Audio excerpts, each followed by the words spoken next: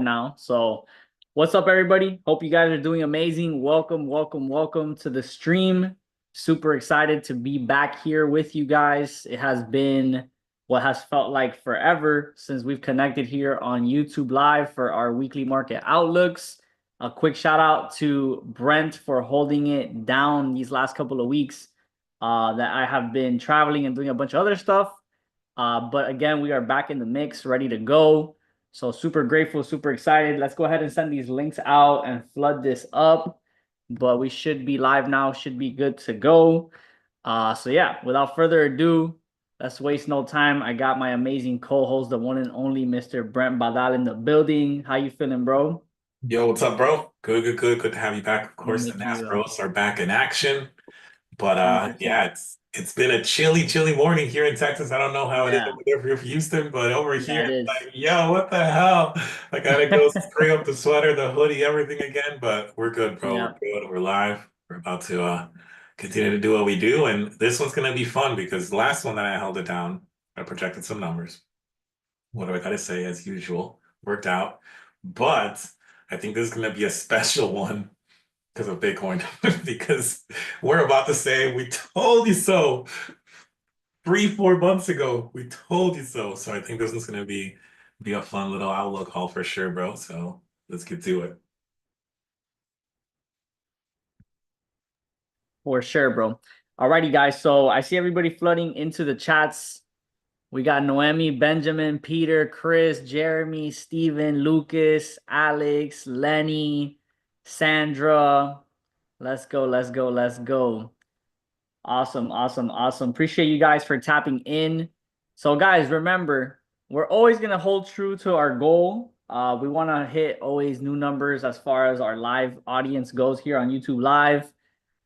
So we do appreciate each and every single one of you guys that are here. We still are doing the giveaway once we hit 300 live viewers here on YouTube. So guys, if you want a chance at a free funded challenge account with TradexMastery, let's go for that goal of 300 live viewers here on the YouTube as we kick off this weekly market outlook.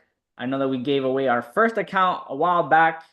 And I know eventually we'll get these numbers up when the time is right, but it's all up to you guys to push for that goal. But regardless, we're going to go ahead and get into this outlook.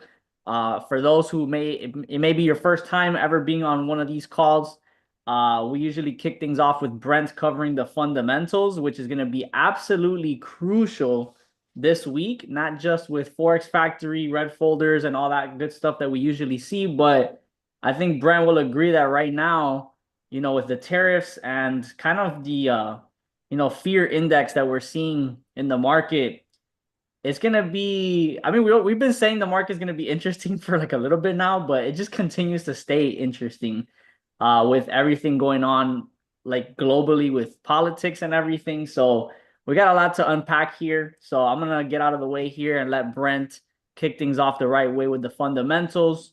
And yeah, guys, let's run it up. Yes, it's definitely going to be a very interesting, intriguing week for sure. So right now, as we know, typically we don't see anything happen on a Sunday. The only thing you really want to pay attention to is just news in itself, right? Things that could happen, major news with companies or governments, all that type of stuff, right? But right now, nothing really. I think the only thing that I saw as of yesterday, like those weird kind of market closed, is that Argentina already said, hey, you know what? I don't do tariffs. If you don't do tariffs, cool. They already made that kind of like verbal agreement to sit down and talk about it. Today they announced that a bunch of other countries, including Vietnam, which is huge, Vietnam as well, is like, hey, let's just chill down both of each other and make it even. Let's talk. So that's really good. So those are the type of news that you might see fluctuate the market over a weekend thing, and especially could affect as far as the open, right? Now, tomorrow, Monday, kind of chill. Only thing that I will say you guys need to pay attention to is consumer credit. Consumer credit, we've been following it a couple months ago, last year ago, we've been following it as something like impactful because we keep on seeing it kind of worse. It goes down where the credit keeps on increasing, the purchasing's kind of low, the math isn't mathing, right? This time, for the first time in a very long time, we are seeing the forecast be lower than the previous. Typically, it's been the other way around. So this is huge news, right? This is big, good, like anti-recession news that we would be seeing right now. So a mixture. It could be a recession of, okay, is it that we're seeing less consumer credit because the purchasing is less or because the debt's being paid off, right? So we wouldn't know that until we see spending side, which we will have that, right? So it's going to be the first really interesting number that's going to be for the rest of the week. So we want to pay attention to the numbers that come out of that news. Not that we're going to actually trade it, but we want to pay attention to the numbers of it. Tuesday. Tuesday kind of chill as well. I mean, we do have small business index. It'll be interesting to see that part. API weekly statistic bulletin, which we haven't seen in, I think, forever. Like, this is really good to see. The American Petroleum Institute is putting out, energy is putting out. We haven't seen these in a very long time. This is really good news as well to see this. Again, this helps out. This helps out at that point. Now, falling to Tuesday, Wednesday. Wednesday, we start seeing a little bit of movement now in the news. So for Wednesday, we have obviously crude oil, which has been getting better. 10-year bond, 10-year bond, 30-year bond. We always want to see the numbers for when it comes to investment, especially for NAS, S&P 500, things of those natures for 401ks, mutual funds, all that stuff. You want to see what the 10-year and 30-year bond tells you for the long run. For those swing traders, it's going to be really good information. FOMC meeting minutes. Now, this is red. I understand that. Don't freak out. It's not something that we're actually like trading. Do you know what I mean? But because it's going to be meeting minutes, it's going to go over what was said last week, which if you traded with me last week, FOMC with Powell, you traded with me on unemployments and you made some profits, throw out some dollar signs in the chat for sure, because we crushed it last Friday trading the news that we did both times. We went live on TikTok and just absolutely destroyed the news. So it'll be just the meeting minutes of what was said. Nothing really, that's something new. Thursday is the day. Now, Thursday, now we're talking. I think Thursday is going to be the actual biggest day that we're going to see here for news, high impact news. I don't know if I'll be trading the CPI, guys, to be honest. I think I will just because of the time. I'm pretty sure I will. I'll try to at least to trade it on TikTok with you guys right before the money in the morning session on Thursday because I will be traveling Friday. So that's why I say it might be, might not, but most likely you will catch me trading that as well. So we have CPI happening at 7:30 with unemployment claims at the same time. Love it. Love it when we have both of those news at the same time. For the rest of the day, the other one we want to look at is 1, 30-year bond, 2, federal budget balance. This one again, right? I don't say this by getting political, guys, so don't take it the wrong way, but for the first time in a very long time, we are seeing the federal budget balance from the previous to the forecasted being cut down. We've been kind of unfortunately accustomed to continuously see it go higher in debt, higher in debt, higher in debt. Just every single time we see federal budget balance, it's higher in debt. The forecast right now is going to be dropped by half. That is insane if that happens, right? It's going to be really good overall for the long term of the dollar, for the power of the dollar, interest in other countries doing different investments, things of that nature. Just it's going to show that we're way less in debt as a country and being chopped by half or even more. That is insane to see. So please pay attention to the market Thursday, 1 o'clock Central Standard Time, because you might see massive movement happen, which would be really good. Or if it's lined up, like there's a fair value gap, there's a demand supply, something like that, we're going to see that strong retest for it to shoot in that direction where it needs to go positive for the dollar at that point. So that could happen when it comes to Thursday. Thursday at 1. Cool. Friday, we close out. We do have news on Friday. As I mentioned, I won't be trading this on TikTok as much as I'd like to, but I will be traveling, so I won't be trading this. But we do have 7:30 PPI. We do have consumer sentiment, consumer inflation as well on Friday. Recap really quickly, as I mentioned, Thursday is going to be the big day, really, for trading news. You won federal budget balance, but really the CPI unemployment, scalping it wise. And then Wednesday, it's going to be really important to see as far as like that 10-year bond, what those numbers come out for on that 10-year bond is going to be really interesting for Wednesday. We're going to see some good like statistical news for the API. So there's a lot of really cool news coming out as far as to see data wise, but truly trading wise, we want to see the CPI, federal budget balance, and Friday, the PPI, of course, and the inflation. Now, aside from that, as Rich mentioned, we do have the tariff. So with the tariff world of things, we need to pay attention to that. And as I mentioned on the last call, right? the last Sunday outlook. Don't fall for that fear. Like right now, we know it, we see it in the markets all the time. We see it especially here right now. I mentioned with the car industry because we were talking about our Carvana. We called out when Rich and I were on the last call. I called our Carvana at 166 if you wanted to buy into that stock, and it went up to two something. And I mentioned why, because what's happening with the tariffs in the car industry. It happened. And I said last time, be ready because you're going to see car dealerships play this game. Like there's one guy on TikTok that I mentioned I follow, his name is Tommy, like, and he explains it, right? It's gonna be just like COVID situation when we had cars. Hey, you want a car? Well, guess what? It's 25% markup because right now cars are delayed 6 months to get here instead of 3 months. So they'll put the price up, and it's gonna be the same situation with the tariffs, right? Hey, tariffs 25. And I already explained that's not how it works. It's on parts, it's on the manufacturing, it's not on shipping. Like it's up to 25%. That's not immediate 25%.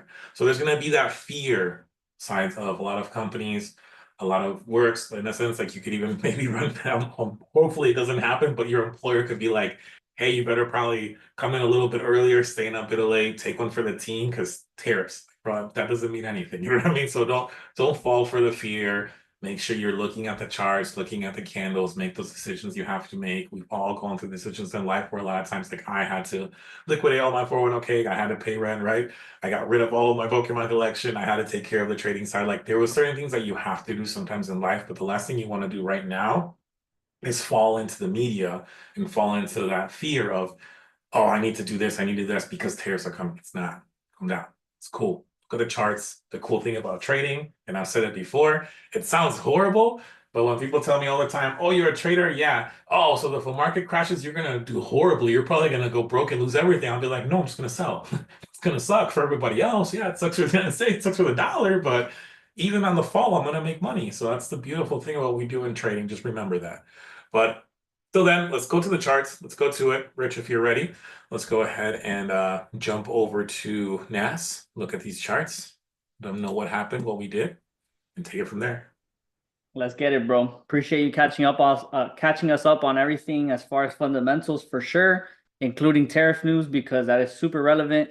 And yes, bro, you did mention Carvana. I do remember. So for those who pay attention, especially on these free calls, so keep in mind a lot of you guys may be already in, our private mentorship program called the Koshex, but I know some of you guys here who maybe are on the fence or just planning on getting started with the Koshex, and you guys have gotten a lot of great value for free on these type of calls. So make sure you guys, plug in with a Koshex because Brent is just really giving you guys only so much on these calls. You guys should see what he does live when it comes time to scalp Nas. And so that's what we want to bring up right now is just kind of look at what Nas has done. So let me share my screen here. All right, cool. So we should be able to see now. We for a little bit had Nas kind of make a small, in the grand scheme of things, it looks like a small pullback. Obviously, when we're actually trading the market in real time, it didn't look like a small pullback. It looked like we were going to start pushing bullish. But man, we've been talking about bearish targets for a really long time. And I know, Brent, you had some figures that, maybe a couple weeks ago seemed too good to be true. Like, no way we hit these type of bearish targets, right? But nonetheless, we've been hitting them. I remember when we started getting this pullback here in this area, kind of just pushing us back into the 20Ks. I said, look, if for now, we got to trade the bullish price action short term if we see opportunities there, on an intraday perspective. But make no mistake, once we took all-time highs, we really started shifting the structure very dramatically below all of these major lows. And this was one pullback, but as soon as we started crashing back down last week, I started telling you guys, and I know Brent mentioned as well, all of these lows that the market had put in back in 2024 as being really important liquidity targets, right? So there's a lot of different, things that we talk about as far as technical analysis goes. Me and Brent share certain things that we both do, and then we have our certain indicators or strategies that are slightly different for executing entries, but nonetheless, we're always pretty much on the same page about, long-term, projections and the reasons why price should get to where it goes, etc. And so we're seeing right now the market absolutely going for these obvious liquidity points that for beginners or people that don't know about those concepts may not be so obvious, but just keep in mind, guys, all these points where we saw in 2024 price kind of have these strong dips that created those really big impulses, right? Strong dips that created those big impulses. Those are areas where buyers really stepped in heavy last year and started really continuing to push up the Nasdaq. And so now that we've basically seen the market show a willingness to crash, it's going to start targeting liquidity from these areas. So we already saw one level that if you're in the NAS chat and Akash chats, we talked about 18,325, 18,300, give or take. We absolutely ran through that on Friday. And we ended the day basically tapping into 17,250. Again, your broker might be slightly different, but more or less you should be in the same ballpark. Visually, if you look at the daily and the weekly time frames, it is inevitable. Now, don't get me wrong. I wouldn't be surprised if we actually get a strong pullback at some point as well. But at some point, these liquidity targets, which we can go on smaller time frames and look if it actually broke, but we're basically tapping into this one, and we're more than almost certain to dip below 17,000 at this point, to 16,980. And then from there, we'll continue to evaluate like how much further do we really want to go, right? Next liquidity target after that, I would say is somewhere in that 14,000 price point. And again, that sounds super crazy in the grand scheme of things, but I mean, it sounded crazy to go from 21 to 17. So if we were able to do 21 to 17, it's not far-fetched that we just continue all the way to 14 as a potential. But that's like, if we really continue to see it melt, I think for now it's inevitable that we'll continue the pressure below 17,000, even if it's just slightly below 17,000. But those are the most obvious liquidity points that we've seen since basically a year ago. This is April of 24. So April of 24 and all of these lows that we've kind of been putting into the market all year have just been completely ran through in the matter of a couple of months. So that's why we always say the bulls, they take the stairs and the bears jump out the window. This is one of those scenarios where the market can rally for a long time and absolutely crash in an instant. So this, guys, you gotta just, prepare to take advantage, because the same way that NASDAQ is experiencing this, that means that the stocks are gonna basically be reflecting this. Whether it is Apple, Nvidia, Tesla, Microsoft. I mean, my God, we can go through the list, right? But you guys want to prepare yourselves right now, because while we're gonna be catching all of these sells on the CFD side, whether it's through prop firms or brokers, you also have the advantage to really get into stocks and start dollar cost averaging your way into something along the stock market, right? Because these type of opportunities are not going to come often, and some people freak out, some people take advantage. And that's what you just got to ask yourself, is which side of the boat you're going to be in this time.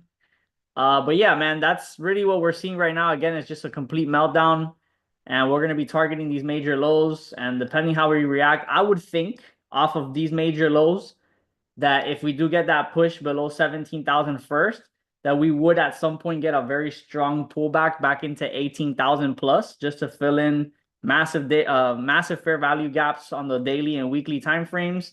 And then from there, kind of see where we want to go. So I think short term, we'll push below 17 and then get a nice pullback above 18 and then maybe continue.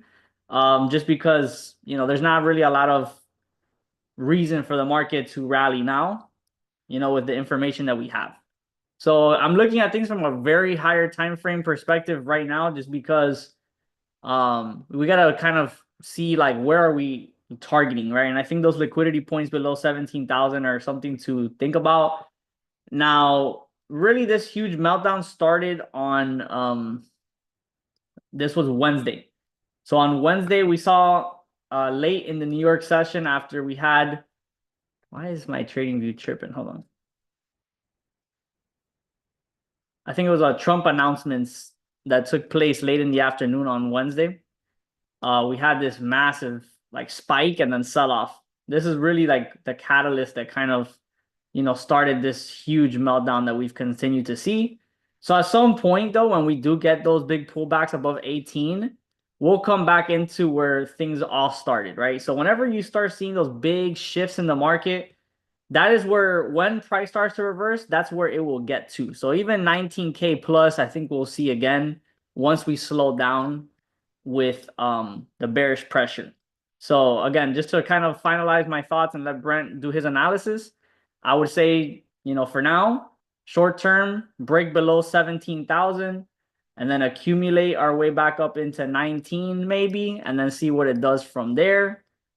Just because I think once we go below 17,000, there's just so much liquidity that has been taken from the market. I think that would be the pivotal point for things to shift, and I don't think people would see it coming. So, when people start buying into the fear is when you probably should buy, and there's a lot of fear in the market right now. So, yeah, I wanted to show you guys this real quick. Fear greed index. I kind of posted this in the chats too, but this is kind of where we're at right now, extreme fear. So usually when extreme fear is kicking in, I'm not saying buy, but we're in the emotional side of things where you want to start investing and not taking profit, right? A lot of people are going to be closing positions, getting out of markets, and I think this is where you should be dollar cost averaging into things. But yeah, that's it from my side, bro. I'm gonna let you break down NAS for us here. So yeah, appreciate Yep. you, bro. Let's get it. Let's get it. Love it. So, very similar to what you are. And fam, bear with me. You guys already know that my chicken scratch has a meaning to it. This is very zoomed out, and this is a 4-hour for a reason, okay? We've been playing here all year nicely. March, boom, July, everything cool. 2004, 2005, cool, cool, cool. We're playing with it. So we've been playing all these high numbers. I drew this. I've been drawing this little square. I've been pushing it. Like ever since the year has been going through, I've been pushing, pushing, pushing. Because I mentioned way back here, this was a very important part of the market with NAS. Like this right here broke structure multiple times, changed up characters multiple times, and we finally broke out into that like actual high, right? And since then, that's when the market started shifting a little bit, going ups, downs, kind of took care of everything cool, but it took care of everything kind of weirdly, not like super clean. Same thing here. This should have gone down and it didn't. And we continue going up. So I've been drawing for the longest this little square here. And I said we took a bunch of orders here. There was a bunch of whatever you want to call it, right? Fair value gaps, liquidity, supply, demand, support, resistance, POC, like everything, point of control, point of interest, everything. We had a little bit of everything all in this from 1800, from like 1900 basically, all the way down to that 1500. So we've been calling that for a minute now.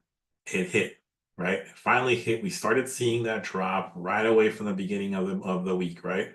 Immediately beginning of the week, boom, big drop, retrace, covered, big news drop, and then we had everything happen with the tariffs, with the news, all that good stuff. And we've taken multiple trades that's gone to where it needs to go. So for me now, one thing that I'm thinking that we could see, which just based off how the market's being tricky right now. Right now, we have to be very cautious. Not that we never are. We're never going to have fear, but we're going to have very cautious. And I think right now, more than ever, institutional numbers are going to make a lot of sense right now because of what Rich just spoke about, right? We have that fear situation. We have a lot of fear coming through the media. So a lot of people are getting rid and dumping. So they're going to be looking for institutional numbers. My opinion, and this is just my gut feeling. My gut feeling is that we're going to continue to see a drop. The market will open. We'll see a gap upward. I'm just going off my gut, guys. I could be completely wrong, okay? I think we're going to get a big gap upward. We're going to go up for the first hour or two, get everybody thinking that this was it, and then it's going to come down. It's going to get to that 1700. Now, understand with NAS, there's a couple different liquidity providers, and the numbers are a little bit different. So it could be 1750, 16950, like anywhere in that ballpark of 100 pips, give or take, to that 1700 number. It'll break it, get everybody now into like, oh shit, like we're done for. It's the apocalypse. Sell everything, sell the house, sell the car, we're done. And then it's going to shoot up. I have a strong feeling NAS is going to pull one of those. It has to. It has to, because if we see a pure continuation, guys, like a pure continuation, this is going. This is going. It's going a lot. And that's just not good. Like we need these big drops, as you know. Like I always like selling, and I like selling at highs too, and everything's going up. Why? Because we need to have that little bit pull back to go up, pull back to go up, pull back to go up to go down, up. There has to be a nice little, nice healthy market, right? Where we have those nice pullbacks. If we have no pullbacks and it just keeps on going, guys, as I mentioned before in the outlooks, soon, guys, you'll have my indicators. All of these little lines that you see that are pink, yellow, blue, the market has to touch those eventually. Either that was a POC, POI, liquidity, something. It's a reason why the market has to touch these lines. As you can see, it's touched them here, it has to touch them here. I feel like once it breaks that 17, guys, it's gonna go all the way to 15. And it's gonna be tough for us to recover if we're gonna get a straight drop down from 17 to 15. That's gonna be rough to recover. And guess what? We still have room all the way back to 10,000. I do not want to see NAS in the 10,000s, guys. I don't. I'm trying to still buy my 100-acre ranch, guys. Like I don't want to see NAS go all the way down there. It's just not healthy. Let us get there eventually. If it's meant to be, so be, right? So be it. Let it go down healthy. But right now, we do need a good retrace for it to come back upward into that, close to that 20,000 would be really nice. And if it wants to continue to go down, let it continue to go down. That's fine. You know what I mean? It's okay. But for it to go straight down right now, that's going to be really rough. So I would love to see the market try to trick us, go up, open with a big gap. We know that we recover that gap, but it'll fake the market into that it's buying and it's going back into that direction to drop into that 1700, fake that it breaks it, gets everybody into sells, and then it shoots up. And then for the rest of the week, we see nothing but upward until Thursday. Once we have Thursday news, then we see another big drop on Thursday news. Which again, Thursday news could, I don't like going off the news because that's all smoke, but this week, like federal funds should be great. CPI should be great. PPI should be great, which is rare. We're not used to that, right? But if all those are great, then that means NAS will continue to go up. So this is all good news for NAS to continue going up to recover with all the news. Yes, we just had the tariffs. We had the, oh, sell everything, freak, pandemonium, drop. And now it's going to be like, wait a second, what did we just sell for? If CPI is good, PPI is good, federal funds are chopped in half, like, what did we just do? Okay, let's get back in there. And next thing you know, everybody will start buying again, right? So I think we should see more of that, more or less than anything. So I'm targeting that 1700 to merely make a decision of what's going to happen. Are we going to buy from that 1700, wait for those Liberty buys and play the sells in between? Are we going to break it and just completely sell all the way to 15? So that's it for me for NAS, but thankfully this week we had a great week, caught a bunch of great trades on that side for sure. Rich called out some amazing trade alerts as well. Touched on Friday too, that was a really good one, bro. So let's continue having an amazing Friday, an amazing week as well for NAS. Now going a little bit into the crypto side, and then I'll pass it back to you, Rich. On the crypto side of things, so for XLM, as we know, we've been waiting for XLM at 20 cents to 18 cents. We're close, guys. We are very close, 23 cents. Of course, with crypto, guys, especially right now and everything going on, like I wanted to buy, I'm still buying XLM, but I wanted to buy XLM when it was chill, slowly going down into that 20 cents range, not in the matter of like, okay, damn, in the last 24 hours, it just dropped to 20, right? I'm still buying in between that 18 and 20 cents. It'll be a little bit increments. You don't risk what you can't afford to lose. This either goes to zero and then it recovers, or it goes all the way up and we do what we normally do, like we would do with ADA, right? Once your money doubles, you take out the initial investment, then you leave that and it grows to your targets and you take it out 3 times. So my total time for that is going to be $4.20 is my total that I'm going for XLM. ADA, I'll get back into ADA if it comes back into our original position of ADA. So ADA, our original position that we got in September was at 30 something cents. So if it goes back into that 30-ish cents, I'll go back into ADA again for one more run. And Bitcoin. So Bitcoin, okay, Link, sorry guys. Chainlink is taking a big dump too. Chainlink, as I said, I would really like to get it somewhere around that $6-7 range. That's where I would like to get back into Chainlink. So time's coming. Clock is ticking. We're looking like we're getting into our entries that I've been waiting for a while. It's going to be super interesting to see what happens. Two things can happen, guys. Either it goes to zero or it goes to hero, one or the other. So excited for those for sure. Now, Bitcoin, I hate to say I told you so, but I told you so. So I'm gonna really quick for the next 5 minutes, and then I'll pass it to Rich, right? So yes, the numbers that I've been saying, same thing, Rich. We've been aligned very close to those numbers. I've been saying Bitcoin goes to 76. Once it breaks 76, it goes to 64, right? That's what we've been calling. That's what we've been looking. It's getting super close to it now. Now, the biggest thing that I said, and I showed this before on the Sunday Outlook call, I remember Rich wasn't here, he was traveling that time as well, but I'm gonna go ahead and zoom this out. Because when in doubt, you zoom out, guys. When in doubt, you zoom out. What you have to do. Okay. Bitcoin is at 10,000. Bitcoin here is at 1,000, goes to 20,000 to drop back down to 6,000. 6,000, it goes down to 2,000 to go up to 14,000 to drop down to 4,000 to go back up to 12,000. Then we get a big rise, 41. Realize how, as humans and institutions, what do? It's at 40,000. It's at a new time high. Let's go. Let's buy. Let's go. It goes to 42 and tanks to 28. Then it rises eventually. And it goes to what? Bro, it's about to get to 60K. Let's buy for an all-time high because it's going to get to 60K. It's at 58, 49. Tank. Peace. 43. Then it goes up again and it breaks that all-time high. Oh shit, we're at 62. It broke 60. Let's go. New time high. Tank. You guys, you're starting to see the pattern, right? Tank again to 30 to go up to 70 to tank again to 33 to go up to 48, almost 50 to tank again and go all the way back down to 18. This year was like, okay, right here at this point, 22, October 22, the end of 2022, Bitcoin is a scam. Bitcoin is done. We got ripped off. Everybody's fake. Everybody lied, right? That happened with Bitcoin. Just the same way when it was at a 2000 and it went to almost 20 and then it crashed out at 6.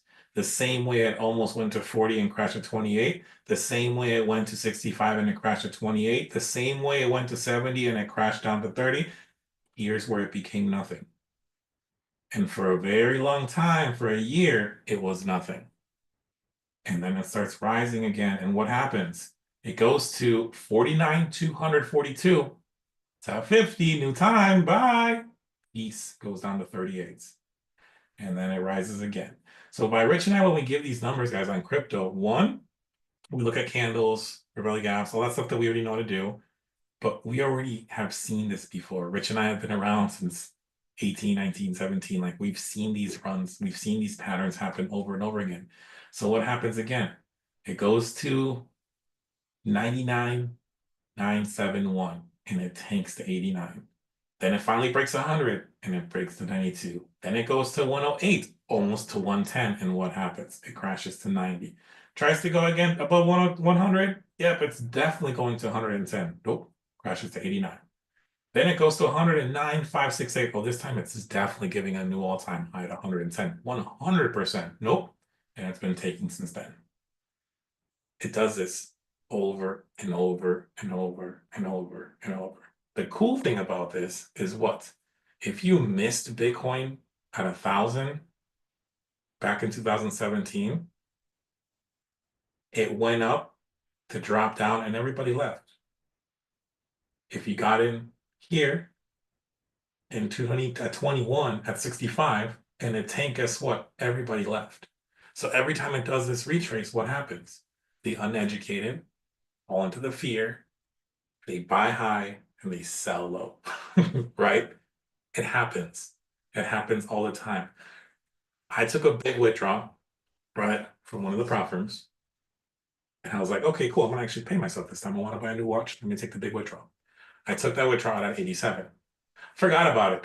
To be honest, guys, between everything happening, I forgot about it. And then my watch guy was like, yo, Brent's gonna want them. I'm like, oh, let me check really quick. And I look at Bitcoin because he lets me pay him on Bitcoin. And then I look at it, I was like, oh, Bitcoin's at 82. I was like, give me 1 second, bro.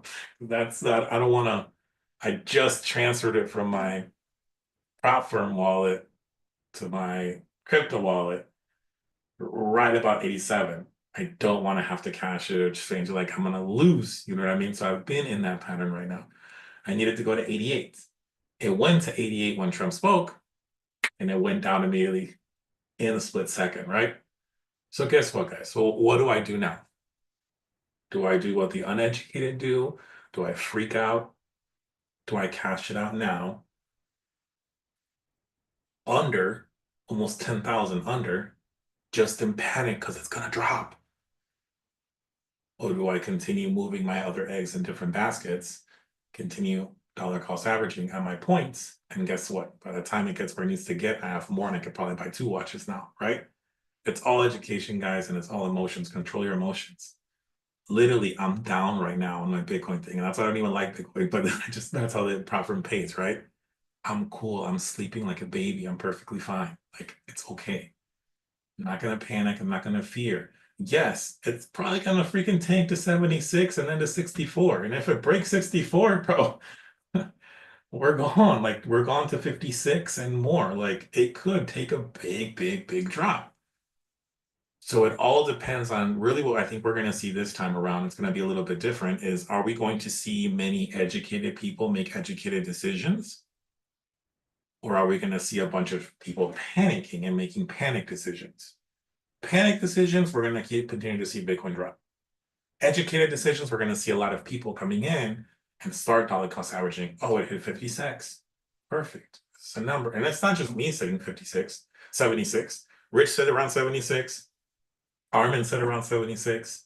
Like, there's been multiple people. I've seen multiple other, like, who knows if they're real or not, whatever, on different like TikToks and YouTubes. Like, it's a number that a lot of people are saying right now.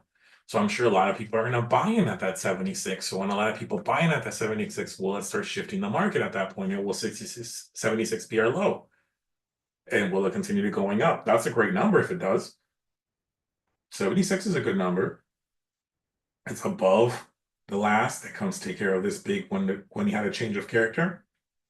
Takes care of that, continues to go. 64 is a little bit more of an ideal, stronger zone as far as buying. It's all right. It's cool.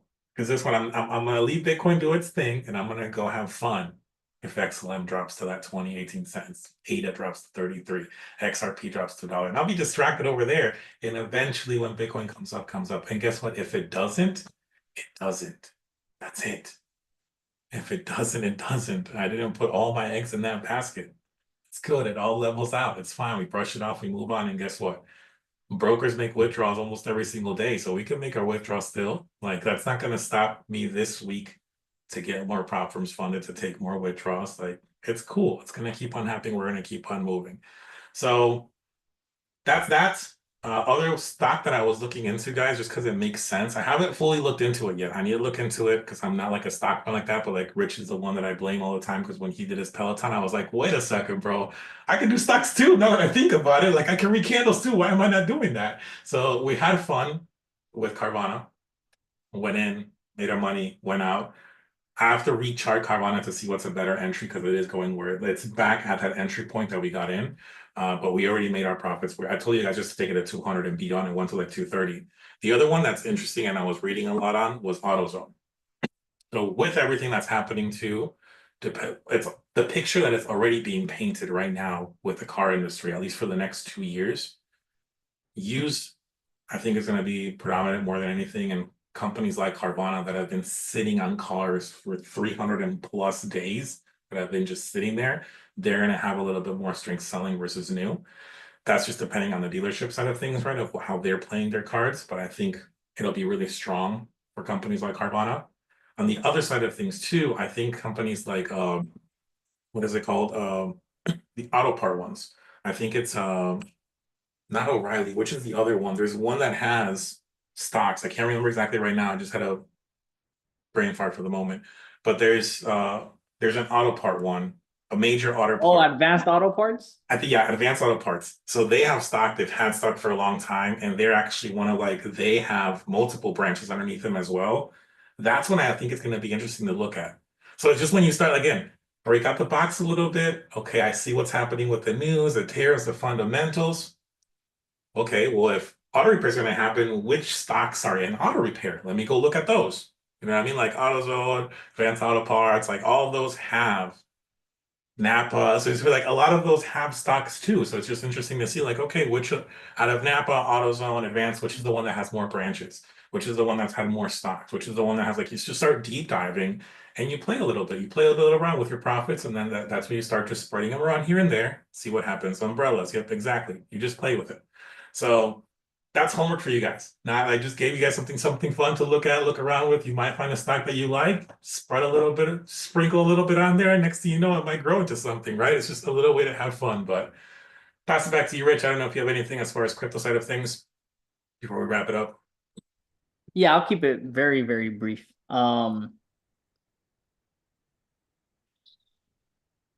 So yeah, I mean, sometimes we talk about things here, guys, and the delay from when we first introduce an idea until price action starts to catch up obviously can vary.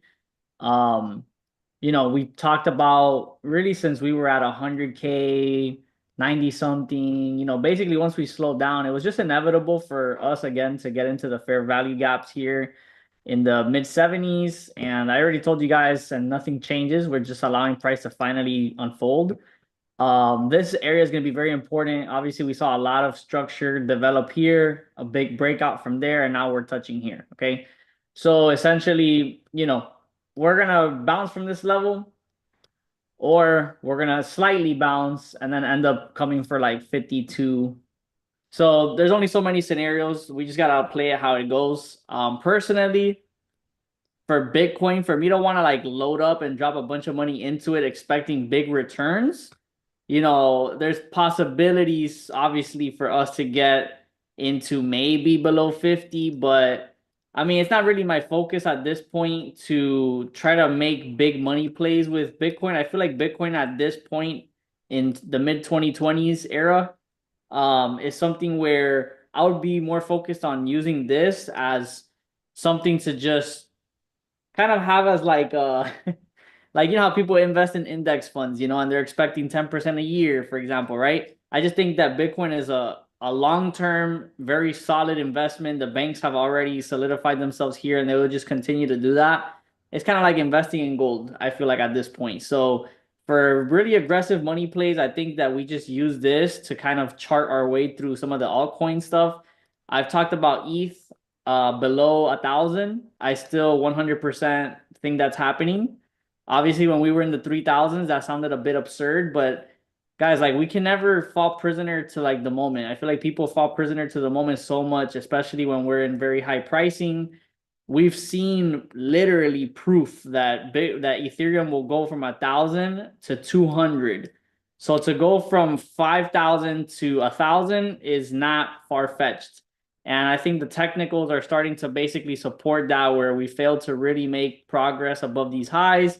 And if we really look at what is the intention of Ethereum, for example, right now with the way it's nosediving, liquidity points, the same thing that we saw on NASDAQ, the markets move the same. There's a lot of money that came in years ago, right? This is 2022, 2023, of people that if you haven't taken profits after a couple of years of seeing this triple or more, then I think you're just doing it wrong, unless you really are somebody that does not need this money and you really want to hold that for a decade or two or more.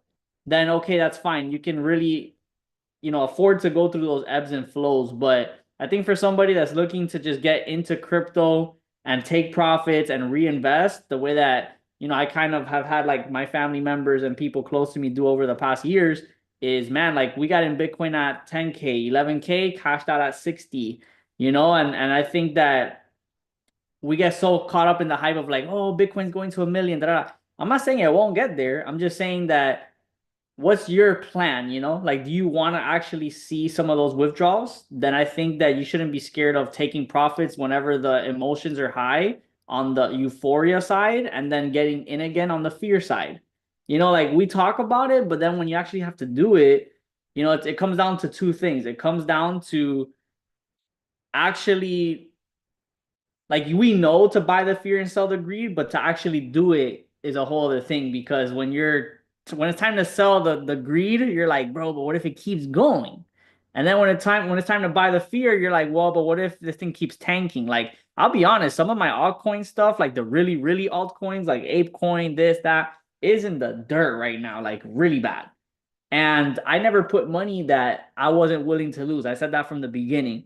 So I'm not letting go of the position. I'm holding it. Like at this point, I don't care, you know? But I think that I bought into that for a reason and I'm not gonna exit now. And I think people do that a lot, you know, with long-term investments, is that they feel good about it in the moment and then they say that they're willing to accept drawdown, but when it comes, then I don't know, like out of nowhere, you're like having a change of heart. Yeah, I guess it's different when you see the money go down, right? But I think that's why we don't just tell people to invest what you can afford to lose to protect yourself, but it's also just for the psychology of performing the right way in the market. You have to play with money that you won't basically psych yourself out and self-sabotage the play, if that makes sense. So long story short, for Ethereum, this is a very like respected crypto that has been, you know, an industry standard aside from Bitcoin for a while. And I think that liquidity targets are basically going to be hunted soon. And so anywhere from 800, I think is where I'm very comfortable to buy. I think we can potentially hit all-time highs again. But I look at it this way, if we can get in, you know, at 800, even if we never make all-time highs and we get back to 3K, I'll triple my money and I'll be good. You know, like that's how I see it. So I will be very interested in 800 Ethereum. I've said this before. I think I posted it on my channel with like sticky note. I put like a sticky note with a couple different prices. I put like Ethereum at 1,000. But basically like these liquidity points right here is where I'm really interested. Um, XRP, nothing's changed. I still tell y'all, oh my God, bro. When XRP hit all-time highs here, have people like, oh, you're dumb for letting go of your XRP. And I'm like, I get it if you're thinking like super long term, but like I 5x, so why the hell do I care? You know, like I'm telling you it's gonna get to $1 again. We'll see. But I said that up here. I didn't say that down here. It's easy to say, oh yeah, we're getting to $1 when it's at $1.20. I'm talking about it's gonna go to $1 when we're at all-time highs. Like that's how you need to be calling your plays. Don't call plays when it's easy to call plays. Call plays when it doesn't make sense to nobody, because that's when you know. You know what I mean? So I've been saying $1. I will get in at $1, and I think that at $1, can it get to 80 cents, 60 cents? Yeah, I'm not saying we're gonna get in at $1 and then right at $1 is gonna shoot up. I'm just saying $1 is where I start to really be comfortable with entering. And if it goes to 80, 60, and I want to throw in more, fine. But $1 is gonna stay what I've said. Nothing's changed. Solana, same thing. Marianne is like, this is like her baby when it comes to cryptos. And I told you guys, Solana's gonna get to 60, 50, 40. There's no way, there's no way, there's no way. It's at 300 something almost. So at 290, almost 300. Okay, I set it at 300. Solana will come back below 100 for sure, back into 60 to 80s, because market mechanics and history show itself. Like, if guys, just look at it. We've gone from 20 to 250 to 20. So to go from 300 to 80, 60, 40, it's definitely very possible, and I think it's already inevitable. So I think Solana, ETH, XRP, and Bitcoin are the big four in general, like for a long time. And I do like reinvesting in them when we have those cycles of fear and really strong, you know, it's hard to call it a pullback when it crashes like 80%, but that's how crypto is still. So all I'm saying is, man, like if you buy Solana, XRP, ETH, Bitcoin, when it's at its highs and everybody's talking about it, you just still haven't learned. Like you still allow public opinion to influence your investing decisions. And I think that you're just gonna not really make the most out of it. I think you need to do the opposite, which is easy to say, hard to do, but you're listening to me, Brent, and we're not even the quote unquote crypto people in Akashex, you know? But charts are charts, like Brent said. Price action is price action, history is history. And so I just think that when you think about buy low, sell high, and you mix that with the other concepts that we talk about, such as retracement points, fair value gaps, and you mix that with the fundamentals and timing, you know, like we're telling you guys the entries that we're taking. I'm not telling you to get in. This is not financial advice. I already told you I'm in the gutter right now with a couple altcoins, so I'll say it proudly on my chest, no problem. Because I said it from day one, like I don't know what's up with these altcoins. I don't. These altcoins could fall to the ground for all I know, you know. But when it comes to the big four of Solana, XRP, ETH, and Bitcoin, it's just hard to believe that they're just gonna disappear, you know. So I'm willing to put money into it once we get into those low points. So buy in on Solana low, buy in on XRP low, buy in on Ethereum low, Bitcoin not so much because I mean I can get in at 70K and it gets back to 100 and I haven't really made that much compared to ETH, Solana, and XRP. So I think even with XRP, Solana, and ETH, you're not even getting into like some sketchy project, meme coins, whatever, that have a high ROI potential, but it's a lot of risk. I think ETH, Solana, and XRP are overall really stable and are still going to give a lot of people the ability to double, triple, quadruple their money in the next year or two. And I think for people that are just getting into crypto or people that want to just see a win in crypto, I think those three are really like your best bets. Solana, XRP, and ETH. Just we gotta give it a little bit more time. So that's it, bro. From my end. So we covered a lot as far as NAS and crypto. Um, and yeah, man, we just gotta stay disciplined, prepare ourselves. And I say stay disciplined in the sense where it's like, man, you know, obviously we have so many things we could do with our money nowadays, but you know, it's just like we don't want to continue having patterns where we don't have capital ready to invest in moments like this, you know? I feel like as you get older and you kind of have been trading for more than 2, 3, 5, 6, 7 years, you're like, damn, okay. Like I've seen a couple cycles, whether it's stock market, cryptos, and it's like I've already experienced once or twice actually on the crypto side where it's like, man, in 2018, when I didn't know anything about trading and I was making like, I don't know, less than 20 an hour, I wish I had money to throw into Bitcoin. 2022, I wish I had more money to have been putting into crypto at that time. So now it's like 2025 and we're basically in that next cycle. And it's like, how many times do you want to let a cycle pass you by? You know? So I'm not saying sell your house and and put it into crypto necessarily, even though some people are gonna do that. But all I'm saying is like just make sure that you have something to put in and take advantage of the moment. So yeah, man, that's really it from my side. I don't know if you got any final thoughts. Now we'll go ahead and wrap it up. No, bro, we said it all. We said it as it is. So just gotta follow it through, follow the risk management plans, don't follow your emotions and go with it. I mean, there are gut feelings, and there's some one thing is a gut feeling, another thing is emotion. Like a gut feeling will be like, damn, I'm gonna put $100 on this one off a gut feeling. That's a gut feeling, and it's okay if 100 is willing to risk. I'm not gonna say I'm gonna put a reverse mortgage on my house for this gut right feeling. So follow it through. If right now, for whatever reason, you're in a position right now where you're like, damn, I don't have money to invest, chart your charts. Like, mark them up, chart them up, be right, because that knowledge is worth a lot more sometimes than the actual money itself. Because guess what? As I showed you right with Bitcoin, for whatever reason, you can't invest in this wave. It doesn't mean you're going to miss on this wave. You won't miss on this wave if you chart it up, you run through it, draw your charts. Cool, I was right. If I would have had the money, I would have put it in here. It would have played out right. Don't do it on demo accounts. Do it on your TradingView account. Like, draw it up. So the next wave happens, you have that knowledge, you have that practice. And then right now, obviously, if you're with us, then you already know there's money to be made on that side because you can invite more people, you can make some residual income. So there's a lot of ways where you can still go ahead and make your money, right? So make sure you're reaching out to whoever invited you to this call if you want to learn a little bit more about Rich and myself, where to trade. If you found Rich because of Rich's social media, you found me because of my social media, then reach out to us individually so we can tell you where we trade, where we send our trade alerts, our live trades, all that extra stuff that we have. Follow us as well on our Instagrams, all of our other social medias to keep up with everything that we do.